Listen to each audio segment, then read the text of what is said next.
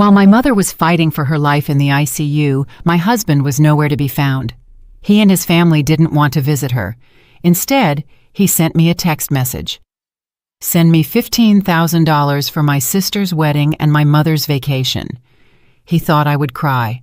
I smiled, sent him $50, and then I froze all his assets. Before the story begins, please write in the comments section which state or city you are tuning in from.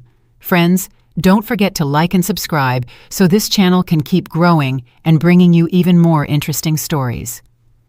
The hospital hallway felt like time had frozen solid. The hands of the wall clock moved so sluggishly, their ticking barely audible over the hum of the floor buffer that had just passed by. Kezia sat alone on the cold metal waiting chair. Right outside the frosted glass door marked ICU. The sharp smell of antiseptic pierced her nose, mixing with the aroma of stale coffee from the paper cup beside her. She had been there for 12 hours. The gray silk bonnet she was wearing was a bit wrinkled, just as crumpled as her thoughts. Her puffy eyes itched and burned, remnants of the tears dried inside that room. Her mother, Mama Effie, was fighting against a massive heart attack that had struck suddenly that afternoon. Kezia closed her eyes for a moment, trying to chase away the image of her pale mother, lying there with tubes running in and out of her body. The image kept returning. She remembered the panic of that afternoon when she found her mother sitting on the kitchen floor, clutching her chest, her breath ragged. It was just the two of them in that house, Kezia's childhood home. She screamed for an ambulance. Her hands shook violently as she dialed 911. She rode with her mother to the hospital alone. Alone, she filled out the mountain of admission forms, and alone, she listened to the doctor's explanation about her mother's critical condition. She took a deep breath, swallowing the bitterness in her throat. She wasn't really alone. She had a husband. She had in-laws. But where were they? The phone she held felt cold. Since her mother was admitted to the ICU, Kezia had tried calling Tremaine, her husband, several times. The first time, Tremaine answered with a slightly annoyed tone. "What's up, Kez? I'm super busy. I'm checking out the venue with Serafina for the decor." Kezia tried to explain with a trembling voice. "Tremaine, it's Mama Effie. She had a heart attack. She's in the ICU right now." A heavy sigh was heard on the other end. "Yeah, and? You handle it first. I really can't leave Serafina's wedding prep. This is important. You know how Ms. Rowena is." Important. Kezia repeated the word in her heart. So her mother's life wasn't important. Her heart sank. "But Tremaine, Mama's condition is critical. I need you here." Tremaine sounded exasperated. "Stop exaggerating. Your mother will recover, surely. The hospital is good, right? Look, I gotta go. I'll call you later." The call cut off just like that. Kezia didn't give up. She called again an hour later. No answer. She sent a text explaining the gravity of the situation.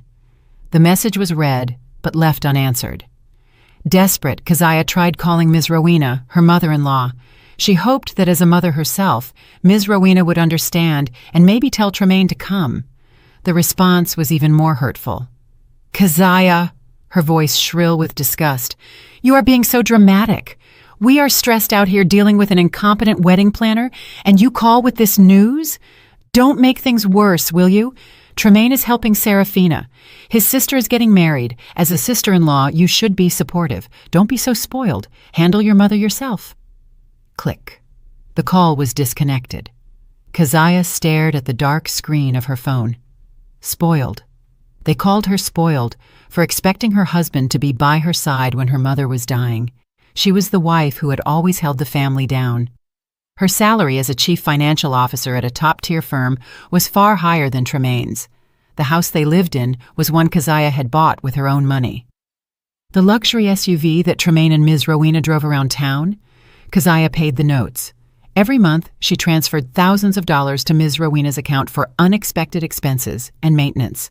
Even though her mother-in-law was perfectly healthy, Kezia was also bankrolling the entirety of Serafina's upcoming lavish wedding.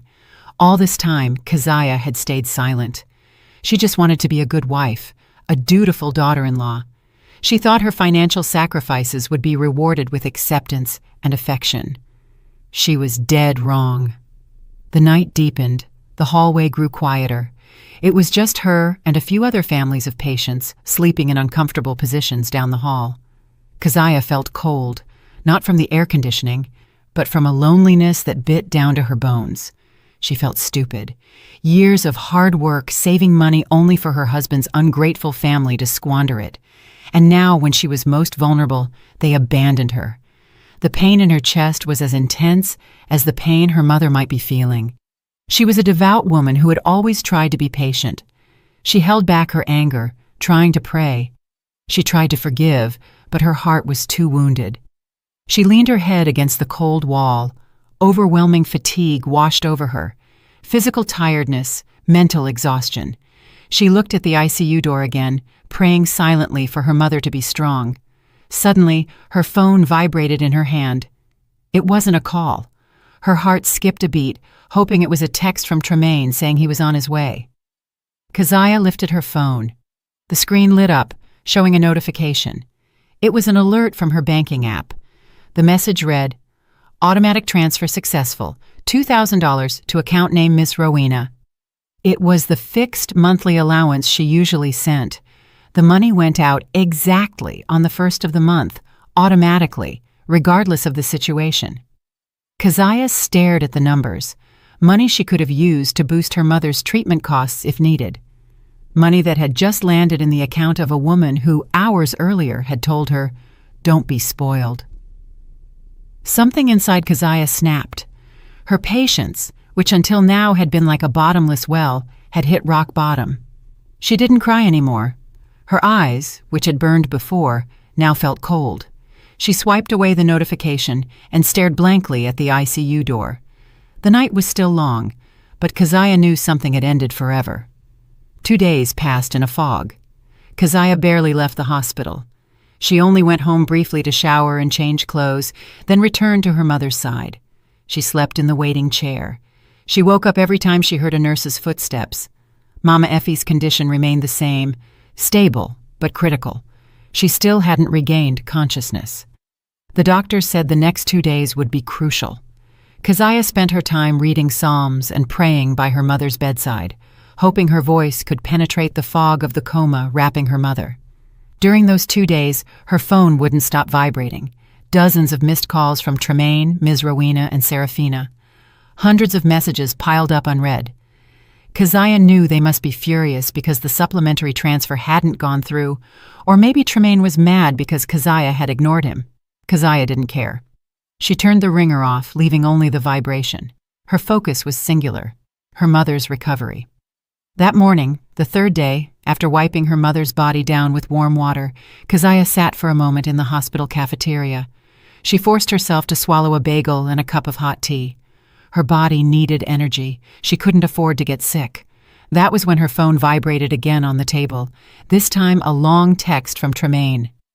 Keziah's heart jumped. There was a tiny, foolish hope in her heart that Tremaine had finally come to his senses. Maybe it was an apology message. Maybe he would ask about Mama's condition. With hands slightly trembling from lack of sleep, Keziah opened the message. It wasn't an apology, nor a question about her mother. It was a list of orders. "Keziah, where are you? Why aren't you answering the phone or replying to texts? You're ignoring my mother on purpose, aren't you? Ms. Rowena says you're probably resentful about the issue the other day. Whatever. Don't be childish. Right now, I don't care what you say. My mother says transfer $15,000 to her account quickly. It has to be today for the deposit on Serafina's new reception hall. The previous one got canceled by the venue owner. The rest is for my mother to go on vacation to Turks and Caicos so she doesn't get stressed organizing the wedding. She needs peace of mind." The message continued. "Don't be stingy. That money is also for our future. Serafina's wedding is at stake, the family honor. If it gets canceled, where are we going to show our faces? And my mother needs to relax, poor thing. So transfer the $15,000 now. It has to be there by tomorrow morning. I'm waiting." Keziah read the message once, twice, 3 times. Her tired brain tried to assimilate the words. Stress, peace of mind, family honor. Vacation in Turks and Caicos, $15,000. Upstairs, in the same building, a few floors above this cafeteria, her mother was fighting between life and death, and neither her husband nor her husband's family had asked about it even once. They only cared about the party, the money, and the vacation. Suddenly, Keziah felt something strange. A dry, raspy laugh escaped her lips. At first soft, then louder. Some customers in the cafeteria turned to look at her strangely. A woman in a head wrap laughing alone in a hospital cafeteria. Keziah didn't care. She laughed until tears came out. But they weren't tears of sadness. They were tears of rage that had reached their peak. Who did they think she was? An ATM with no feelings? A cash cow that could be milked at any moment? They thought she would obey, that she would transfer that amount of money while weeping, too busy with her mother to fight back. Keziah's laughter stopped abruptly. Her pale face had now hardened. Her gaze was cold and piercing. Everything became crystal clear. The fog in her head vanished, replaced by a burning determination. For years she had been patient because she thought it was her duty. Now she realized it was stupidity. She picked up her phone. The cracked screen corner seemed to reflect her marriage. She remembered the $15,000. It was the emergency fund she kept in her personal investment account, money she had saved over years for a dire situation. And this, Keziah thought, was an emergency to save herself. With steady fingers that no longer trembled, Keziah opened her banking app. She didn't open her investment account. She opened her main checking account, where the balance was low because she had just used it for the deposit on her mother's hospital expenses. She pressed the transfer menu, entered Tremaine's account number, a number she knew by heart. Then she typed the amount, not $15,000. She typed $50. Her finger paused for a moment over the send button. This was it. This was her line in the sand. After pressing this, there would be no going back. She would no longer be the obedient Keziah. She would no longer be the stupid Keziah. She pressed the button hard. Transfer successful. Then she went to the messaging app, opened Tremaine's long message, scrolled to the reply section, and typed a short, clear, and concise response. "This is for you to buy some minutes for your phone. Don't call me again." She hit send. 2 blue checks. Red. Immediately her phone rang violently. Tremaine's name appeared on the screen. Keziah looked at the call, let it ring until it stopped on its own, and rang again. Her mother-in-law's name appeared. She left it. Then Seraphina. She left it. Keziah pressed the silence button on the side of her phone. Then she searched for her lawyer's contact, the family lawyer who had handled her father's estate. She smiled, a cold, calculating smile. A grand plan began to take shape in her mind, a plan to teach them a lesson. The explosion didn't take long. Less than 30 seconds after the message, "This is for you to buy some minutes," was sent. Keziah's phone screen lit up like a Christmas tree in the middle of a storm. Incoming call from Tremaine. Keziah looked at her husband's smiling photo on the screen, a smile that now looked fake and repulsive. She let the call ring, ring, and ring until it finally died out and turned into a missed call notification. A minute later, a text came in, this time full of capital letters. "Are you speaking in tongues? Are you insulting me?" Keziah didn't reply. She was walking back to the ICU waiting room. Her steps were firm. Next message. "Quick, transfer the $15K now. I'm not joking, Keziah. My mother is going to be very angry." Then another call, this time from her mother-in-law. Keziah let it ring, followed by a call from Seraphina. She ignored that too. Her phone vibrated endlessly in her hand. The vibration felt like a buzz of distant rage, but strangely, it didn't scare her. It made her feel stronger. Voicemails started rolling in. Keziah didn't need to listen to them to know their content. She could imagine Ms. Rowena's shrill voice cursing her, calling her a disloyal wife, ungrateful, stingy, and all the names she previously only dared to say behind her back. She imagined Seraphina whining, probably blaming her if her dream wedding failed, and Tremaine, her husband, probably panicking, cornered between the demands of his mother and sister, and now realizing his cash source was rebelling. Keziah sat back down on the cold metal chair. She opened her photo gallery, looking at a picture of her mother smiling while they had lunch together a month ago. A sincere smile that contrasted so sharply with the sly smiles of her husband's family. All this time, Keziah had worked hard, using her faith as a reminder to always be patient and do good. She thought her patience was a virtue, but she had forgotten something. One is also taught not to allow oneself to be oppressed.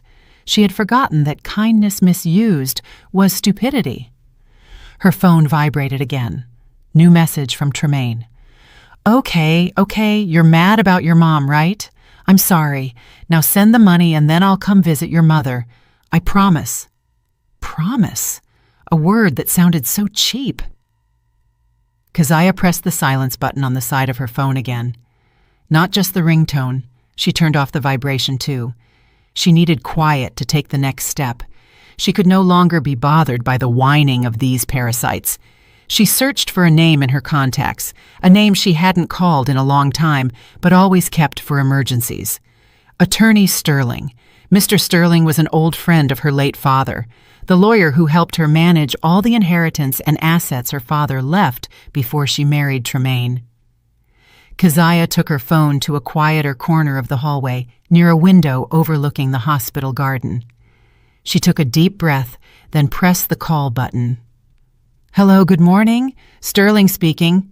A deep voice greeted on the other end. Good morning, Attorney Sterling. It's Keziah, she said. Her voice sounded calm, flat, and cold.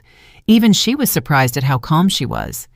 Keziah, how are you, child? It's rare for you to call so early. I hope it's good news. There was a paternal tone in Mr. Sterling's voice.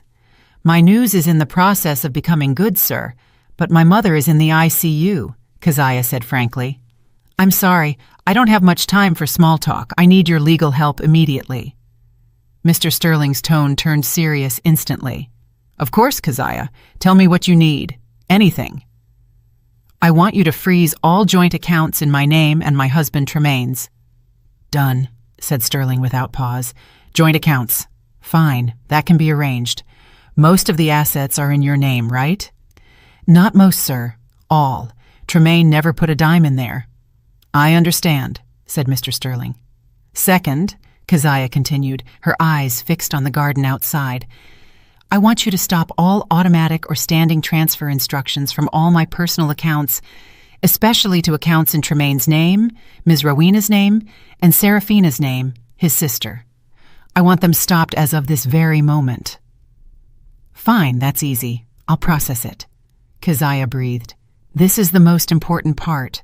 Third, please verify the house Tremaine and I are living in now on Royal Oak Drive. It is 100% in my name, correct? Pure inheritance from my father, not marital property. A pause was heard. Maybe Mr. Sterling was checking data on his computer. Correct, Keziah. The deed is purely in the name of Keziah, daughter of John, obtained before the marriage. Your partner has no right to a single dollar from that house. Perfect, Keziah hissed. I want you to handle the sale immediately. Starting today, put up the listing. Contact the real estate agents. I want that house sold. This time, Mr. Sterling stayed silent for longer. Keziah, this is a very big step. Are you sure? I am sure, sir, Keziah interrupted. I am very sure. I have sheltered a family of parasites for too long in the house my father left me. It's time to clean up. Keziah couldn't see it, but in his elegant office, Mr. Sterling smiled slightly, a smile of satisfaction. He had known Keziah for a long time. He knew how good this girl was and had also suspected for a long time how she was being used by her husband's family. I have been waiting for this instruction for a long time, Ms. Keziah, Mr. Sterling said. His tone returned to professional, but with a hint of support. I suspected this day would come. Your father would be proud that you're finally taking a stand. Anything else? Keziah went blank for a moment. Anything else? Yes. The car my husband drives, and the car Ms. Rowena uses. Whose name is on my mother-in-law's car? Who pays the notes? Keziah smiled, a very cold smile. You're right. That's also in my name. The payments are deducted automatically from my account. Excellent. I will call the leasing company. With the suspension of automatic payment and a power of attorney from you, both cars can be repossessed by the repo men in 2 days. Do it, sir, Keziah said. Do it all. I'll send the power of attorney to your email to sign digitally. Within 5 minutes, said Mr. Sterling. Take care of your mother, Keziah. Let me handle this trash. The call cut off. Keziah felt her shoulders, tense for years, finally relax a little. She went back to the waiting room, looked at her phone. The screen was full of notifications, dozens of unread messages, dozens of missed calls. They must be confused now. But they didn't know anything yet. This was just the beginning. She remembered Tremaine's message, $15,000 for a vacation. Keziah laughed softly. Yes, she had $15,000 in her investment account, the emergency fund, and she had a much better plan for that money. The $15,000 was Keziah's anchor. It was the result of her hard work, drops of sweat, and countless overtime hours. She kept it in a separate investment account. She never touched it. She always told herself, it's for an emergency, for unforeseen hospital expenses, for a disaster. She never expected the disaster to come in the form of her own family's greed. And now Tremaine's brazen request felt like a slap that woke her up. This was an emergency to save her sanity, her dignity, and her future. After speaking with Mr. Sterling, Keziah felt her focus sharpen again. She no longer felt like a cornered victim. She was a chess player who had just moved her piece into an attack position. She sat back down next to her mother's bed. Mama Effie was still asleep under the influence of sedatives. Her breathing was regular, assisted by a machine. Grasping her mother's hand, warm but weak, Keziah felt she was gaining strength. She picked up her phone, not to check the barrage of insults from Tremaine's family, but to do a little research. She needed certainty. She opened her chat history with Serafina, Tremaine's sister. She scrolled up past dozens of photos of wedding dresses and examples of lavish decor Serafina had sent to ask for approval, or rather, budget approval. Finally, she found it. A PDF file with a proposal from a renowned wedding planner, Red Rose Events. There was also the contact number of the person in charge. Keziah took a deep breath and called that number. Good morning, Red Rose Events. Cheyenne speaking. A cheerful voice greeted. Good morning, Cheyenne. This is Keziah. I'm Serafina's sister-in-law, the one who has been handling the wedding payments so far. The cheerfulness in Cheyenne's voice dimmed a little, replaced by a professional and cautious tone. Ah, Ms. Keziah, finally you call. I've been trying to contact Serafina and Miss Rowena since yesterday, but they aren't answering. I'm so sorry, ma'am.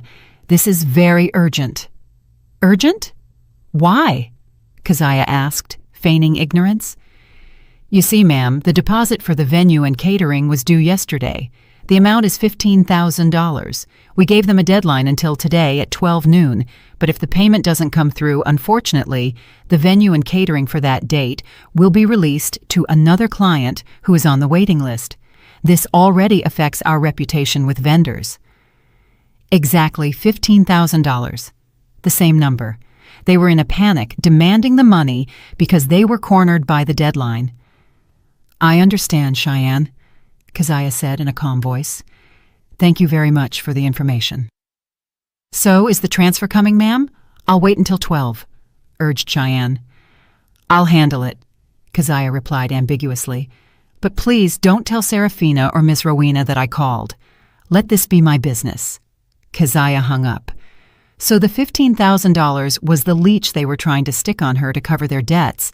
She could just leave it, let Serafina's wedding be canceled, the venue lost, and let them be embarrassed. But that was too easy. It would only give them momentary shame. She wanted to teach them a lesson they would never forget, a lesson about priorities. She remembered something. She opened her laptop that she always carried in her work bag. She opened an old folder. There was an email conversation with her mother. About a year ago, her mother had sent her a link to a website. Keziah, look at this, the Children's Hope Foundation, her mother had written in the email. They help with medical expenses for children with cancer from low-income families. How noble. If I ever have extra money, I would love to help them. Those children's prayers are surely answered. Her mother never had extra money, because every gain her mother should have received, every bit of affection money Keziah wanted to give her mother, was always diverted into the apparently bottomless pockets of Ms. Rowena and Tremaine. Keziah's eyes felt hot. Her mother, even in her simplicity, thought of others, while her mother-in-law, in her luxury, only thought of herself. Keziah opened the foundation's website. The donation page was clear. There were photos of small children with shaved heads, but with brave smiles. Keziah's heart was moved. This was it. This was the answer to her prayers. This was the best way to use the $15,000. She didn't hesitate for a second. She opened her banking app, accessed her investment account, and made a withdrawal from the emergency fund. The process was instant. Then she went back to the donation page. She entered the amount, $15,000. In the donor name column, she didn't write her name. She typed with steady fingers, "Donation in the name of the recovery of Mama Effie." She wanted every prayer raised from that foundation, from those children, to flow directly to her mother lying in the ICU. She clicked Confirm Transfer. Transaction successful. An email with the official transfer receipt entered her inbox immediately. Keziah took a screenshot of the receipt, a simple image containing the bank logo, the transfer amount, and the recipient's name. Children's Hope Foundation. This was her weapon. Not a bomb that explodes, but a scalpel that cut right into the heart of their arrogance. She opened the family group chat. She ignored the dozens of furious private messages. She went directly to Tremaine's family group, the group containing all of Tremaine's arrogant aunts, uncles, and cousins. The group where Ms. Rowena always bragged about how successful Tremaine was and how generous her daughter-in-law, Keziah, was. The same group where the plan for Seraphina's lavish wedding was discussed daily. Keziah took a breath. She didn't write a single word. No explanation, no curse back. She simply selected the screenshot of the $15,000 receipt, then pressed the send button. Message sent. One gray check. Then in seconds it turned into 2 blue checks. Red. Someone must be online. Maybe Ms. Rowena herself or Seraphina, who were panic waiting for news of Keziah's transfer, must have opened the message, thinking it was the proof of payment for their wedding planner. Keziah could imagine their confusion. They asked for $15,000 for a party and a vacation. Instead, they got a receipt for $15,000 for charity. Keziah put her phone on the table face down. She turned off her mobile data. Enough for today. Enough. She went back to holding her mother's hand. "Mama," she whispered softly, "Keziah donated money in your name. Get well soon. The children are praying for you." She felt at peace, very at peace. She didn't know nor care that out there, in that group chat, a time bomb had just exploded silently. The next morning, the sun shone brightly, as if mocking the chaos that was about to erupt. In the elegant designer boutique downtown, Ms. Rowena and Seraphina were in very high spirits. They had already forgotten the annoyance of 2 days ago. The $50 message and Keziah's cynical response were considered a tantrum from a stressed wife. They were very sure that under pressure and the threat of family honor, Keziah would cave. The $15,000 must have arrived in Ms. Rowena's account that morning. "Look, Mama, this dress," Seraphina said, spinning in front of a grand mirror. She was wearing a shimmering off-shoulder gown that alone cost thousands of dollars. "Everyone is going to be jaw-dropped." "Of course, honey," replied Miss Rowena, while sipping the sparkling water the boutique attendant had served her. She looked at her watch, 9:30 a.m. She had already planned her day. After paying the venue deposit, she would immediately transfer the remaining $2,000 to the travel agency for her luxury vacation in Turks and Caicos. She was impatient. "All right, Seraphina, Miss Rowena," said the designer, smiling. "The dress fits perfectly, so we're closing on this one, right? According to the agreement, we need a 50% payment today to start the alteration process." "Sure, easy," said Ms. Rowena arrogantly. She pulled out her platinum credit card. Please process it. Elsewhere in his air-conditioned office, Tremaine sat at his desk. He wasn't focused on his computer screen at all. He was restless. He hadn't managed to contact Keziah in 2 days. Her phone wasn't active. Tremaine tried to calm himself. Keziah was just emotional, but Keziah had never been like this. However, his restlessness was overcome by his faith in his mother. His mother always said Keziah was crazy about him. There was no way Keziah would dare do anything. The money must have been transferred. He just needed to wait for news from his mother. Back at the boutique, the attendant returned with an expression of slight hesitation. I'm sorry, ma'am. The card was declined. Ms. Rowena's smile froze. Declined? Impossible. Try it again. Your machine must be faulty. The attendant tried again. Declined again, ma'am. Insufficient funds. Ms. Rowena's face turned red. Limit? This card has a limit of tens of thousands, and I know Keziah pays the bill always on time. Impossible. Give it here, she snapped. She tried another card, debit card. Insufficient funds, ma'am. A cold sweat began to appear on Ms. Rowena's forehead. Something was wrong. She rushed to call Tremaine. Tremaine, my cards have been declined. Check your mother's account right now. Did Keziah's money come in? Tremaine, hearing the panic in his mother's tone, also panicked. Wait, Mama. He rushed to open his mobile banking app. First, he checked his own account. He froze. His balance was only $34.50. Keziah should have transferred his monthly allowance of $1,000 yesterday. It hadn't come in. Then he tried to check his mother's account, which was also linked to his phone. He entered the PIN. The screen lit up.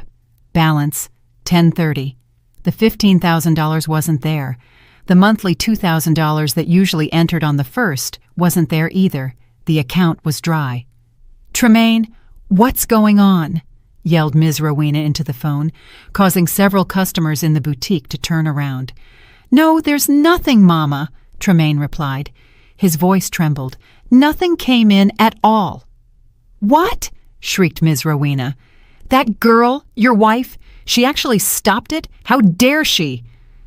In his office, Tremaine felt the air-conditioned room heat up. His heart pounded. This wasn't just anger, it was a disaster. He tried calling Keziah again. The number you have dialed is not active. He tried WhatsApp. One check. He was blocked. No, maybe she just has her mobile data off. But the result was the same. Keziah had vanished. In the boutique, the atmosphere turned humiliating. I'm sorry, Ms. Rowena, said the designer. Her voice was now cold and flat. If the payment cannot be completed today, we cannot continue. Serafina, still wearing the dress worth thousands, began to cry. Mama, what are we going to do? It's humiliating, Mama. It's going to get canceled. Shut up, snapped Ms. Rowena. She was hysterical. She had to get that money. She called Tremaine back. Call your wife. Drag her here. Tell her to transfer now or divorce her. The word divorce echoed in Tremaine's ears. He was in a panic. He couldn't divorce Keziah. Divorcing Keziah meant divorcing his money source. He had to fix this. Just at that moment, Serafina's phone rang loudly. On the screen appeared the name Cheyenne, Red Rose Events. Serafina's face went pale instantly. This must be about the $15,000 deposit for the venue. Hello, Cheyenne, she greeted with a trembling voice. Cheyenne's voice on the other end was no longer cheerful. Her voice was firm, professional, and uncompromising. Good afternoon, Serafina. It is 12:05 p.m., confirming that the payment of the $15,000 deposit has not been received. Yes, I'm sorry, Cheyenne. It's just that there's a little... Cheyenne interrupted her. It's not necessary, Serafina. I'm calling only to inform you.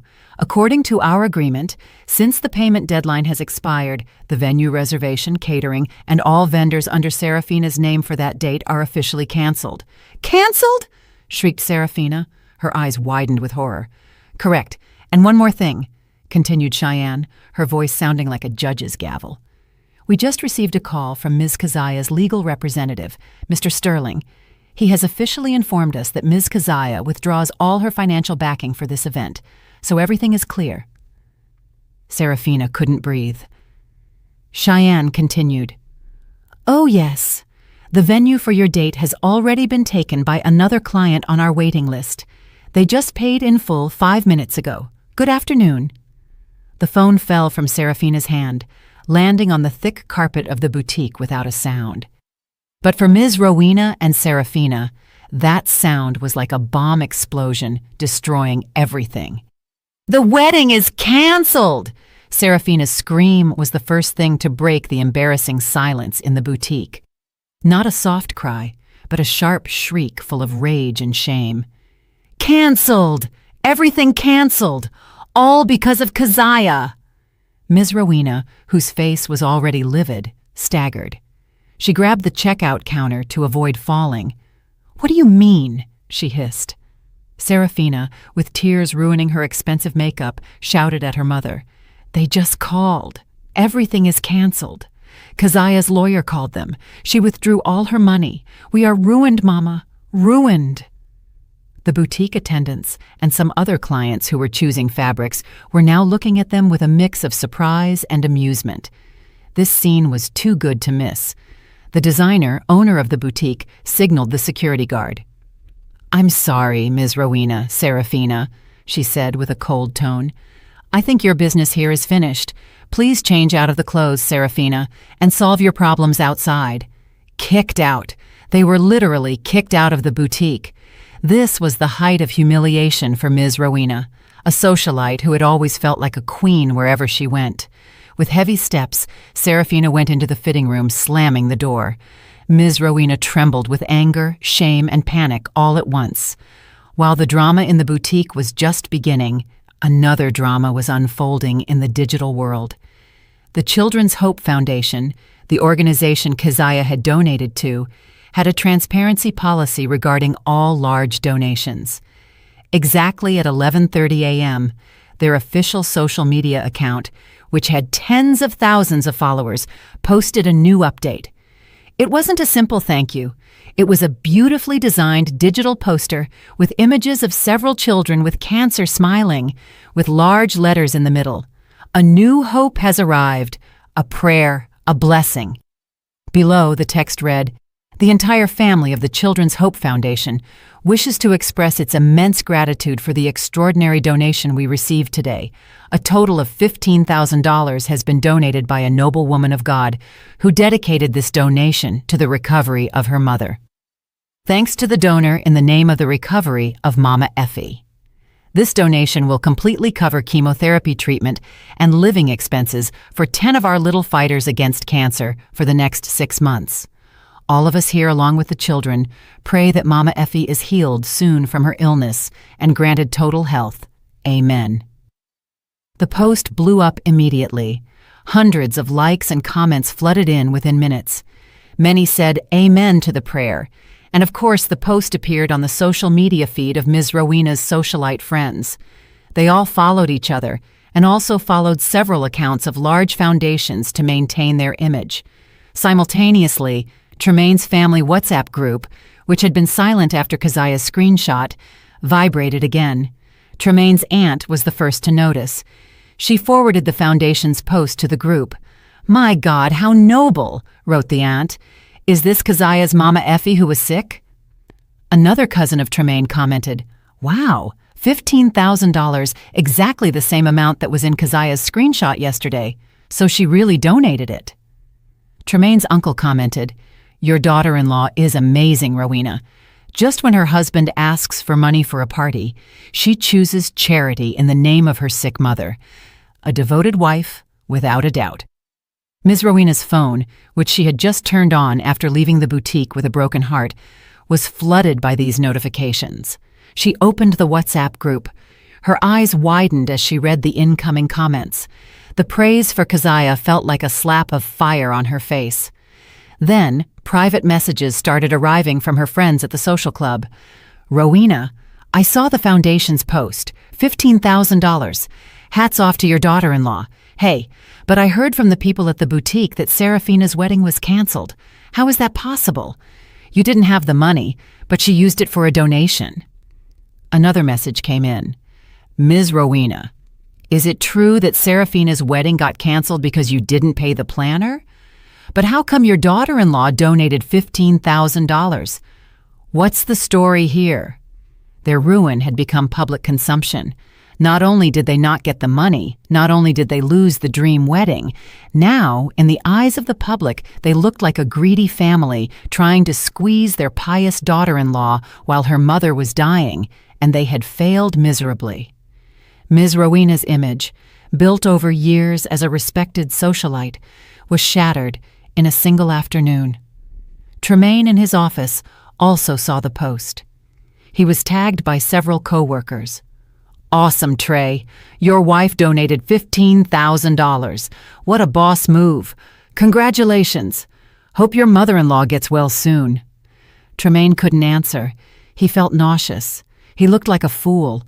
The anger, shame, and panic were now reaching their peak.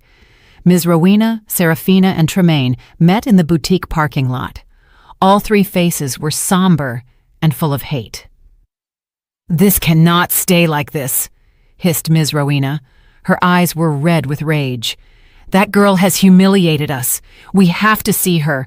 We have to make her pay for all this." "It's true," nodded Tremaine. His ego as a husband and a man was completely shattered. He no longer cared about the money. He cared about his dignity, which had been trampled. "Let's go to the hospital now. We will force her."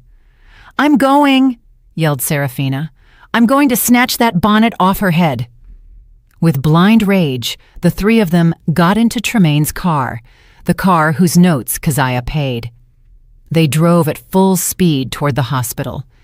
They didn't know this was their last trip in that car. They arrived at the hospital lobby like a storm, walking fast, angry, and indifferent to people's stares. They went straight to the reception desk. "We want to see Keziah." "What room is her mother in?" snapped Tremaine. The receptionist was startled. "Excuse me, sir. Patient's name?" "Effie, Mama Effie," said Ms. Rowena impatiently. The receptionist typed on the computer, then looked up. Her expression turned professional. "I'm sorry, ma'am, sir. The patient named Mama Effie is in the ICU." "But we're going to the ICU," interrupted Tremaine, walking straight toward the elevator. "Wait, sir." Two burly hospital security guards suddenly stepped in front of them, blocking the path. "What is this?" asked Tremaine, his tone rising. The taller guard looked at them calmly, but firmly. "Excuse me, sir, ma'am. By special request of Ms. Keziah, the person responsible for the patient, we have received instructions.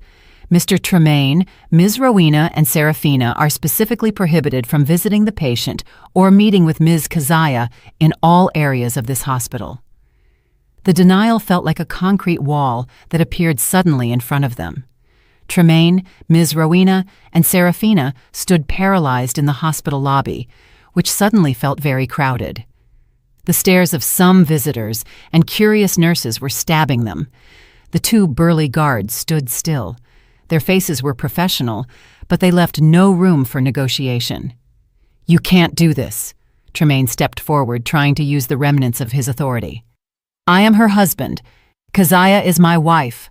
I have rights." The taller guard tilted his head slightly. "I'm sorry, sir. Your rights as a husband do not override the instructions of the patient's guardian, Ms.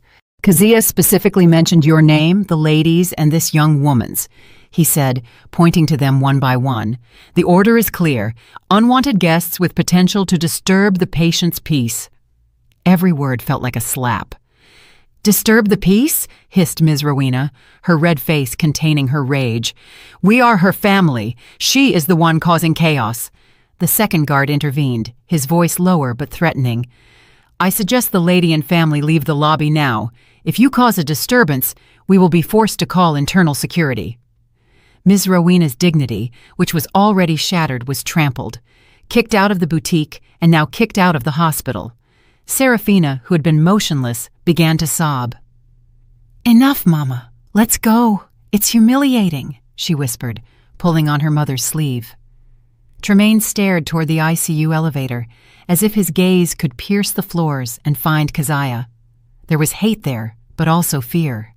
He had just realized how powerful Keziah was, how dependent he was on the woman he had underestimated all this time. With heavy steps full of shame, the three turned around. They walked out of the air-conditioned lobby, back to the heat of the parking lot. The drive back in the car, Keziah's car, felt silent and suffocating. No one spoke. Miss Rowena looked out the window with a blank stare, her jaw clenched. Seraphina sobbed hysterically in the back seat. Tremaine gripped the steering wheel so hard his knuckles were white. They only had one destination, back home to Royal Oak Drive. They had to talk, strategize. They had to think of a way to persuade, threaten, or force Keziah to return everything to normal. When the car turned into their luxury residential complex, Tremaine began to feel a little calm. The house was his fortress. There he was king. But that tranquility was shattered immediately. When the car approached their house, Tremaine slammed on the brakes. There was an unfamiliar black sedan parked in front of his door, and two men in formal wear were standing in front of the wrought iron gate. One of them was sticking something big and white on his gate. "Who is that?" hissed Ms. Rowena. Her confusion turned immediately into alertness. Tremaine didn't answer. He got out of the car, followed by Ms. Rowena and Seraphina. They approached. The man in the suit turned. "Excuse me, whose house is this?" asked Tremaine with an aggressive tone, trying to intimidate. The man looked at Tremaine calmly and then looked at the clipboard in his hand. "Are you Mr. Tremaine?" "Yes, that's me. What's going on?" "Good. We are from the law firm Sterling & Associates," said the man, handing a thick brown envelope to Tremaine. "This is a formal warning letter for you, Ms. Rowena and Seraphina. And this," he pointed to the large paper he had just stuck on the gate, "is an official notice." Tremaine tore open the envelope roughly. His hands shook as he read the content. The letter was written in rigid legal language, but the essence was clear. The house at 12 Royal Oak Drive is the absolute property of Ms. Keziah. Mr. Tremaine, Ms. Rowena, and Seraphina no longer have permission to occupy said property. This property has been officially registered for sale through a real estate agent. You are given a period of 14 days from the date of this letter to vacate the house and return all keys. Any attempt to damage the property or refusal to vacate will be prosecuted criminally. Tremaine read the last sentence over and over. Vacate the house. 14 days. "Sir, this was your house?" "Impossible! This is my house!" shouted Tremaine, crumpling the letter. "I am her husband!" "I'm sorry, sir," said the man, unmoved. "The property deed is in Ms. Keziah's name, obtained prior to marriage. It is her exclusive property. We are only doing our duty." Beside him, Ms. Rowena was reading the large letters on the paper stuck to the gate. The text was printed in bold and capitals. "This property is for sale under legal supervision. No trespassing." With Mr. Sterling's phone number. "No, it can't be." Ms. Rowena staggered. She grabbed the pillar of the gate. Neighbors walking in the evening began to look. Some even stopped and whispered. "Keziah!" screamed Ms. Rowena, losing control. "Keziah is crazy. She's kicking us out." Tremaine was still paralyzed by the warning letter. His brain couldn't process the reality. He had just lost his home. That was when a loud diesel engine noise was heard approaching from the end of the street. A large yellow tow truck slowed down and stopped right behind Tremaine's car. Behind it, two motorcycles ridden by men in leather jackets stopped. Repo men. A hard-faced man got out of the tow truck. He walked toward Tremaine. "Excuse me, is this the silver SUV with license plate number?" Tremaine, still confused, just nodded. The man showed a repossession order. "We are from the leasing company. The owner has unilaterally stopped the payment of notes in the name of Ms. Keziah for this unit. According to the contract, we have been ordered to seize this unit. Please hand over the keys immediately, sir." Tremaine looked at the letter, then his car, and then at the hard-faced man. He had just realized. Of course, this car, the car he always took pride in showing off to his friends, the car he used to take his mother shopping, wasn't his either. It was Keziah's. "Wait," said Tremaine in a panic. "This is a misunderstanding. I will pay." "Sorry, sir. The order is to seize the unit, not collect. You have the keys." The man was impatient. "This is my car! Get lost!" shouted Tremaine. The man signaled his two friends on the motorcycles. They got off, burly. The atmosphere became tense. "Are you going to hand them over the easy way, or will we take them by force?" said the repo man with a flat tone. Serafina screamed in fear. Ms. Rowena stood mute, her face pale as a corpse. Tremaine trembled. He looked left at the man from the law firm. He looked right at the repo men. In front of him, on the gate of his house, was a for sale sign. They were cornered. They had totally lost. With trembling hands, Tremaine rummaged in his pocket. He threw the car keys on the ground. "Take them!" he hissed. His voice broke from rage and shame. The repo man picked up the keys. "Thank you for your cooperation." He got in the car, started it, and drove it up onto the tow truck. The man from the law firm nodded. "Our work is done. Good afternoon." He got into his car and left. The tow truck started its engine and drove away slowly, taking Tremaine's car. Tremaine, Ms. Rowena, and Serafina now stood on the side of the street in front of the house that was no longer theirs, without a car, without money, and worst of all, with dozens of pairs of eyes from the neighbors watching their afternoon drama. They lost everything in less than 3 hours. The sun began to set, projecting a beautiful golden-orange color in the sky. But for Tremaine, Miss Rowena, and Serafina, that light felt like mockery. They were still standing on the sidewalk in front of the house that now felt foreign. The gate was locked, and the for sale sign seemed to laugh at them. Some neighbors who previously only whispered now dared to come out pretending to water plants or clean their cars when clearly they were watching them. "Get inside," hissed Tremaine. He pushed the gate, but it was locked. Of course. He remembered Keziah must have told Mr. Sterling to change the lock or activate the digital lock that only Keziah could access. "So what do we do?" yelled Serafina, hysterical. "We're going to sleep on the street? Tremaine, do something! You are her husband!" "Shut up!" snapped Tremaine, venting his frustration. "Do you think it's easy?" Ms. Rowena, who had been mute until now, began to move. Her pale face was now full of a cold rage. "We can't stay here. It's humiliating," she said in a low voice. "Let's go." "Go where?" asked Tremaine, confused. "We have no car. We have no money." "Call," said Ms. Rowena. "Call relatives. Call Aunt Fatima. Call your uncle. Ask them to pick us up." Tremaine hesitated. Since he had successfully married Keziah, his family had kept their distance from the other relatives. Ms. Rowena always felt superior, but now he had no choice. He took out his phone, opened contacts, called his uncle. The call was answered. "Hello, Tremaine." "Hello, Uncle. Sorry to bother you.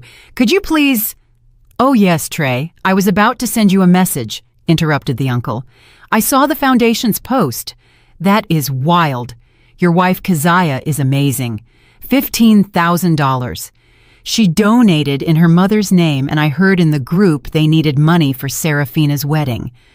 Wow, Keziah is truly a devoted wife, prioritizes her mother in charity. You are very lucky. Cheers." Tremaine stood silent. The news had spread faster than fire. His uncle was congratulating him, but it felt like a punch. "Trey? Hello? Why are you quiet?" "Yes, Uncle. Look, we are having a little problem on the road. Could you please—" "Oh, sorry, Trey. I'm out of town on business. Another time. Send my regards to Keziah. Tell her I am very proud of her." Click. The call cut off. Tremaine tried calling Aunt Fatima. The response was the same. "Wow, Tremaine, I'm very busy. I'm at the social club. You and Keziah, right? Your wife is the topic of conversation for everyone. Beautiful, rich, and devout. Take good care of her. Gotta go." No one wanted to help. The news of the $15,000 donation had turned Keziah into an angel in the eyes of the extended family and indirectly turned them, Tremaine, Ms. Rowena, and Seraphina, into the greedy antagonists. Who would want to help parasites who had just been humiliated by their host? Seraphina, seeing the despair on her brother's face, had another idea. Trayvon, her fiancé. Of course, Trayvon would help her. He was her prince. With trembling hands, Seraphina called Trayvon. "Hello, baby? Where are you? Help me," she said, crying. "I've been kicked out of the house by my sister-in-law, Keziah. The wedding, I know." Trayvon's voice on the other end sounded cold, very cold. "I already heard everything, Seraphina. My mother just received a call from the venue. They are charging us a cancellation penalty of $5,000 because we signed the contract as second responsible parties." Seraphina froze. "What? But that's my sister-in-law Keziah's business." "Your sister-in-law Keziah has washed her hands of it. Her lawyer said she isn't responsible for your debts, and now my family's honor is at stake. My mother told me to find you. Send me your location right now." It wasn't the tone of affection Seraphina expected. It was a tone full of anger. But Seraphina, in her panic, still had hope. "Yes, baby, sending it fast." The three waited at the complex's empty security booth. 30 minutes later, a luxury sedan pulled up. It wasn't Trayvon alone. Trayvon got out with his mother, a stiff-looking woman wearing flashy jewelry. "Seraphina," said Trayvon's mother bluntly, "I want to talk." They stood on the sidewalk. Trayvon's mother looked at Ms. Rowena with disdain. "So this is you, Ms. Rowena. The family that calls themselves respectable turns out to live off their daughter-in-law." "Watch your mouth," hissed Ms. Rowena, though her voice was weak. "I don't have to watch my mouth," snapped Trayvon's mother. "You have humiliated my family. You ordered a lavish wedding without having money, and now they are chasing us for a cancellation penalty of $5,000. Seraphina looked at Trayvon pleadingly. "Trayvon, please, baby." Trayvon looked away. He didn't dare look at Seraphina. "I'm sorry, Sarah," he said quietly. "My mother is right. I can't marry a woman from a family of scammers." "Scammers!" shrieked Seraphina. "Yes, scammers," replied Trayvon's mother. "You claim to be rich, but you are broke. This wedding is canceled. And listen well, we aren't going to pay your debts. We will sue you legally for those $5,000. Here is the invoice. Enjoy it." She threw a paper with the invoice from the venue at Seraphina's chest. Trayvon and his mother got into the car and left, leaving Seraphina slumped on the sidewalk holding the debt invoice. Tremaine and Ms. Rowena could only watch. They had hit rock bottom. Evicted, no car, no money, no relatives willing to help, and now chased by a debt of $5,000. That night, they used the little cash left in Tremaine's wallet, Keziah's $50, which he still kept plus some small bills, to take a ride-share to the most humiliating place Tremaine could imagine. A small rental house in a narrow alley on the outskirts of the city, a place he had rented when he was a broke student before meeting Keziah. The place was cramped, stuffy, and smelled of sewage. There was only one room, a dirty bathroom, and a tiny kitchen. This was their new reality. The next morning, Tremaine, with the remnants of his dignity, tried to go to his office. He took a bus. He arrived at the lobby of his fancy office. When he swiped his access card, the turnstile didn't move. Red light, access denied. He called HR. "Mr. Tremaine? Oh, yes, I'm sorry, sir. Due to company restructuring and a performance review, we have been forced to terminate you, effective as of today. The termination letter will be sent to your email." Restructuring. Tremaine knew it was a lie. This company was a partner of Keziah's family business. A single call from Keziah or her lawyer was enough to destroy him. He returned to the rental house in the alley on foot in the middle of the day. Ms. Rowena and Seraphina were sitting on the floor staring into space. "How was it?" asked Ms. Rowena. Tremaine just shook his head and threw himself on the thin mattress. Finished. Ms. Rowena didn't give up.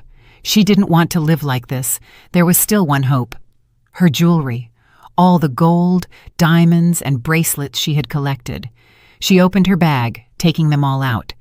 "We still have this. It can be sold," she said. She left the alley looking for the nearest pawn shop. She entered with the remains of her arrogance. "Sir, I want to pawn this," she said, placing a large diamond necklace on the counter. The shop owner took it, examined it, then scraped it on a testing stone, dropping a chemical liquid. Then he laughed softly. "Why are you laughing?" asked Ms. Rowena, offended. The man looked at her with amusement. "Ma'am, this is fake. Good quality imitation, but fake. Glass? Zirconia, not diamond." "Fake?" repeated Ms. Rowena, incredulous.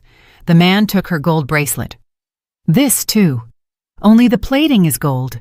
Inside is brass." He checked all of Ms. Rowena's jewelry. "Nothing is real, ma'am. Everything is fake." Ms. Rowena stood mute. She remembered that most of this jewelry had been bought by Tremaine, bought with Keziah's money.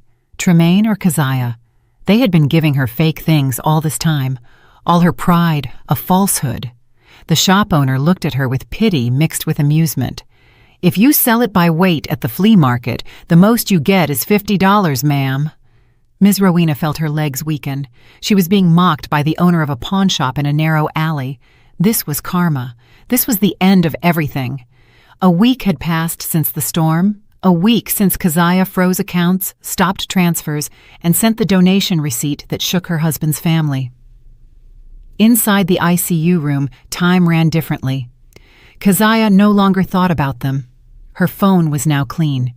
She had changed her number, giving it only to Mr. Sterling and a few close relatives of her mother. Her concentration was 100% focused on the woman lying in the hospital bed. Every morning she read the Book of Psalms next to her mother's ear.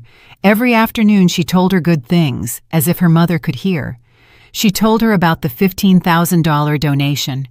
"Mama," she whispered one afternoon, while wiping her mother's arm with a warm towel, "Keziah donated the money in your name to the Children's Cancer Foundation, just like you wanted.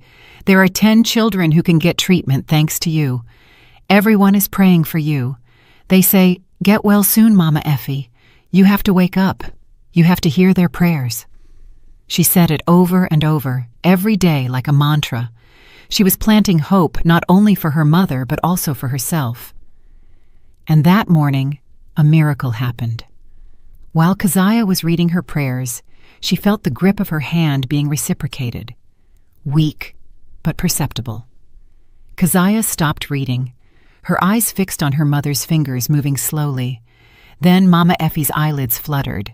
Slowly, very slowly, those eyes opened, her gaze blurry, searching to focus. "Mama," Keziah's voice trembled. Mama Effie's eyes finally settled on her daughter's face. She couldn't speak due to the breathing tube, but a tear slid from the corner of her eye. Keziah wept, not tears of pain like last week, but tears of happiness that burst out. She immediately pressed the nurse call button. The doctor on duty and several nurses rushed in. They checked the monitors, pupils, and the mother's response. The chief doctor treating Mama Effie arrived shortly after. After an intensive exam, he left the room and met Keziah with a smile of relief. "This is a miracle, Ms. Keziah," said the doctor. "Man, honestly, we were pessimistic, but somehow about 5 days ago, her vitals improved drastically. Her brain response increased. Her body decided to fight, and today she has woken up. Ms. Effie's fighting spirit is extraordinary." Keziah smiled behind the veil of her tears. 5 days ago, just after telling her about the donation. "It's because of the prayers, doctor. The children's prayers," whispered Keziah. Mama Effie's recovery was faster than expected. In a few days they removed the breathing tube. She was transferred to a private room. Keziah took care of her diligently, fed her porridge, helped her learn to speak again, and told her everything, except Tremaine's betrayal. She only said, "Mama, Keziah is processing a separation with Tremaine. It just doesn't work anymore. Pray for Keziah, please." Mama Effie, still weak but with a sharp gaze, just nodded and stroked her daughter's head. She understood more than Keziah thought. While caring for her mother, Keziah took care of her freedom. Mr. Sterling came to the hospital with a thick folder. "Everything is in order, Ms. Keziah," he said in the lobby. "The house already has the highest offer, well above market price. They are in a panic, ma'am. I heard from an informant. They are now living in a rental house in an alley on the outskirts of town. Tremaine was fired, and lastly, they are being sued by his ex-fiancée's family for a venue cancellation penalty of $5,000. Keziah listened to everything calmly. There was no pity nor excessive satisfaction, just a feeling of relief, as if a heavy burden had finally been released. "And this," Mr. Sterling offered her a paper and a pen, "the divorce petition. I have already included the demands: spousal abandonment, especially during the mother's critical illness, and moral and material damages. Sign here." Keziah took the pen. She remembered her wedding day. She remembered her promise to be an obedient wife. She thought obedience meant swallowing all bitterness. She was wrong. She took a deep breath and then stamped her signature firmly, without the slightest doubt. It wasn't a signature on a divorce document. It was a signature on her Declaration of Independence. 2 weeks later, Mama Effie was discharged. She still needed to use a wheelchair temporarily, but her spirit had returned. Keziah pushed her mother's wheelchair down the hospital hallway, which now felt friendly. They laughed, planning what they would cook when they got home. Keziah's new house, smaller but cozy, that Mr. Sterling had prepared. As they approached the lobby, Keziah's steps stopped. A man was there blocking their path. The man was dirty, his hair long and unkempt. His face was dull, with messy stubble. His clothes, which were once expensive, now looked worn and loose on his thin body. It was Tremaine. He looked at Keziah with red, desperate eyes. "Keziah!" His voice was rough. Mama Effie in the wheelchair grabbed her daughter's arm. She recognized the man who never showed up when she was dying. Tremaine didn't care about the people staring in the lobby. He didn't care about the security guards approaching. He advanced a few steps and then knelt. He dropped to the freshly mopped floor, right at Keziah's feet. "Keziah, forgive me," he shouted. His voice broke into a cry. "I was wrong. I was blind. I beg you, Kez. Forgive me." People stopped. They watched. "I've lost everything, Kez," he sobbed, trying to reach the hem of Keziah's dress. "I got fired. The house was foreclosed. The car seized. We live in a smelly place. My mother and Serafina are suffering. I am suffering. I beg you, Keziah, withdraw the divorce petition. Let's start over. I promise to be a good husband. I will wash your feet every day. I beg you, Keziah." Keziah looked at the man crying at her feet, the man she once loved, the man she served, the man she gave everything to. Now he looked so small, so despicable. There was no anger in Keziah's heart, nor hate, just a void. It felt like she was looking at a stranger. "Keziah, honey, please!" Tremaine looked up at her full of hope. Keziah looked directly into Tremaine's eyes. She pulled her foot back slowly, her face calm, hidden beneath her neat head wrap. Then she spoke. Her voice was low, but clear and cold. It was heard clearly in the silent lobby. "Excuse me." Tremaine's face lit up immediately. He thought it was forgiveness. "Yes, Kez? Do you forgive me? Do you accept me back?" Keziah shook her head slowly. "No." She leaned in a little, looking at her technically husband for the last time. "Excuse me, who are you?" Tremaine froze. Those words, sharper than a knife, colder than ice, hit him full force. Keziah didn't wait for an answer. She straightened up. "Let's go, Mama," she told her mother with a soft voice. "Our driver is waiting." She pushed her mother's wheelchair, turning to pass by Tremaine's motionless body, still kneeling on the floor. She walked straight toward the automatic exit door, toward the sunlight. She didn't look back even once, leaving Tremaine alone in the lobby, being a spectacle, drowning in his own humiliation. 6 months later, Hartsfield-Jackson International Airport. The atmosphere is busy and crowded. Among the crowd, Keziah came out of the international arrivals gate, pushing her mother sitting in a wheelchair. Mama Effie didn't need it anymore, but the wheelchair was provided by the airline for her comfort. Mama Effie looked healthy, fresh, and very happy. Her face was radiant, her cheeks had regained volume. She held a bouquet of tulips she had bought in Amsterdam. Keziah, for her part, looked like a new person. Her head wrap was styled in a modern and elegant way. She wore an expensive cream-colored pantsuit. Her face glowed. Her smile expanded as she talked to her mother. How wonderful! The trip to Vienna and Istanbul was incredible, right, Mama? Said Keziah while pushing her luggage cart. Incredible, daughter, replied Mama Effie, laughing softly. Much more beautiful than just Ibiza, right? She looked at her daughter teasingly. Both laughed. That was the vacation Ms. Rowena had asked for. Keziah made it happen, but for her mother in a much more luxurious way. After this, Mama goes straight home to rest. Keziah has to go to the office for a moment. There is a shareholders' meeting, said Keziah. Since her divorce was finalized, she had recovered everything. Tremaine didn't receive a single dollar. Keziah took back the company her father left, which her mother had been managing remotely. With her financial intelligence and her new firmness, she turned the company situation around in 6 months. Now she was the respected CEO. On the other side of town, in a small rental house in a narrow and stifling alley, the door with peeling paint opened and a scream was heard. You've been playing on the phone all morning, useless. Help me sew this. The customer's orders are waiting. It was Ms. Rowena's voice. She looked 10 years older. Her hair, which used to be always styled, was now thin and tied up any old way.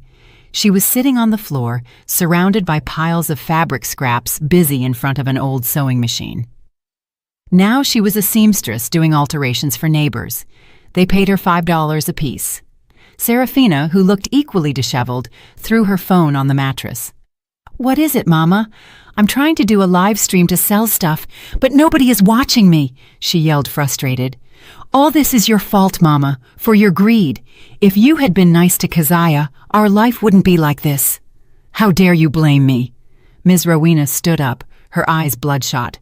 It's all your fault, spoiled girl, asking for a lavish wedding. And because of your brother, that coward Tremaine. He hasn't sent money in a month. Who knows where he is now? He doesn't send money because he doesn't have any, shrieked Serafina. Do you think a day laborer earns much? Enough to feed himself, and that's it. Bah, you are all the same useless children. Ms. Rowena threw a deflated feather pillow at Serafina. Both got involved in a loud fight, pulling hair and cursing each other, fighting over whose turn it was to eat the last packet of instant noodles in their dirty kitchen. They were trapped in a cycle of poverty and mutual blame. Elsewhere, at a muddy loading dock smelling of fish, the sun had just risen, but a man was already soaked in sweat. He was thin, his skin sunburnt, his t-shirt torn at the shoulder sticking to his back, which now showed his bones. It was Tremaine. He was struggling to push a hand truck full of rice sacks weighing hundreds of pounds. Hey, Tremaine, faster, don't stand there staring, shouted a foreman from the other side. Tremaine, out of breath, nodded reluctantly.